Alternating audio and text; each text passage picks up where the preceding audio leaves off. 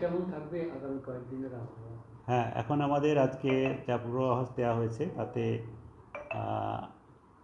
উত্তরবঙ্গের ক্ষেত্রে আগামী 24 ঘন্টার মধ্যে ভারী থেকে অতি ভারী বৃষ্টিপাত 7 থেকে 20 সেন্টিমিটার পর্যন্ত কিছু কিছু জায়গায় হওয়ার সম্ভাবনা রয়েছে, মূলত আমাদের জলপাইগুড়ি, আলিপুরদুয়ার, কোচবিহার জেলার মধ্যে। আর কালিম্পং, দার্জিলিং, উত্তর দক্ষিণ দিনাজপুর, মালদা জেলাতেও এক দু জায়গা করে ভারী বৃষ্টিপাতের সম্ভাবনা রয়েছে। আর আমাদের উত্তরবঙ্গে কালকের পরে বৃষ্টিপাত ধীরে ধীরে কমবে।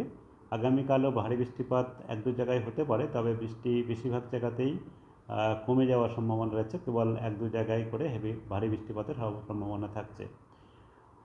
আর তারপরেও তাই, তারপরে আপনার 7-8 তারিখেও এক দু জায়গায় হতে পারে।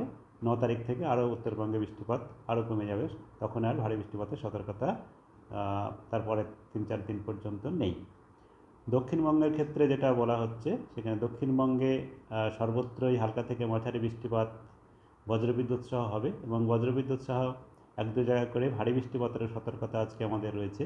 বাঁকুড়া, বীরভূম, পূর্ব পশ্চিম বর্ধমান, নদিয়া, উত্তর চব্বিশ পরগনা, হুগলি, হাওড়া এই জেলাগুলোতে সতর্কতা দেওয়া হয়েছে। তাছাড়াও এবং বাকি যেসব জেলাগুলোতে রয়েছে সেখানে বজ্রবিদ্যুৎ সহ বৃষ্টিপাতের সঙ্গে সঙ্গে এক দু জায়গায় স্থানীয়ভাবে বজ্রগর্ভ মেঘ সঞ্চয় হয়ে বেশি বৃষ্টিপাত হয়ে যেতে পারে। আর আগামীকালও আমাদের দক্ষিণবঙ্গে বৃষ্টিপাত একই রকম বা একটু বেশিও হতে পারে। সেখানে ভারী থেকে অতি ভারী বৃষ্টিপাত বাঁকুড়া, পূর্ব পশ্চিম মেদিনীপুর জেলাতে হওয়ার সম্ভাবনা রয়েছে। উত্তর দক্ষিণ চব্বিশ পরগনা, কলকাতা, হাওড়া এবং পুরুলিয়া, পশ্চিম বর্ধমান, ঝাড়গ্রাম এসব জেলাতে ভারী বৃষ্টিপাতের সম্ভাবনা রয়েছে। আর 7 তারিখেও ভারী বৃষ্টিপাতের সম্ভাবনা ঠিক পশ্চিমের কয়েকটা জেলাতে, ঝাড়গ্রাম, বাঁকুড়া, পুরুলিয়া, পশ্চিম বর্ধমান, বীরভূম জেলাতে হওয়ার সম্ভাবনা রয়েছে। আর তার পরের দিনও বীরভূম, মুর্শিদাবাদে এক জায়গায় হতে পারে।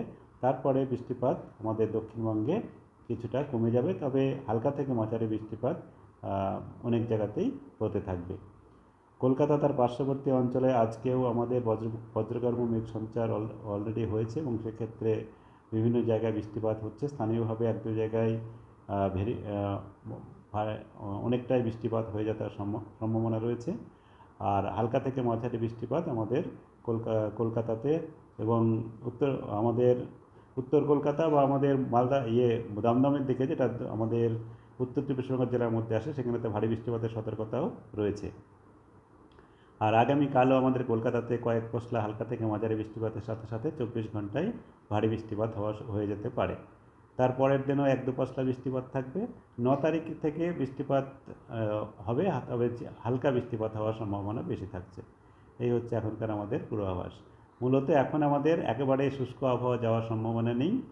আগামী 3-4 দিন পর্যন্ত ভারী বৃষ্টিপাতের সতর্কতা রয়েছে, তারপরে ভারী বৃষ্টিপাতের সতর্কতা নেই, তবে হালকা থেকে মাঝারি বৃষ্টিপাত কন্টিনিউ করবে।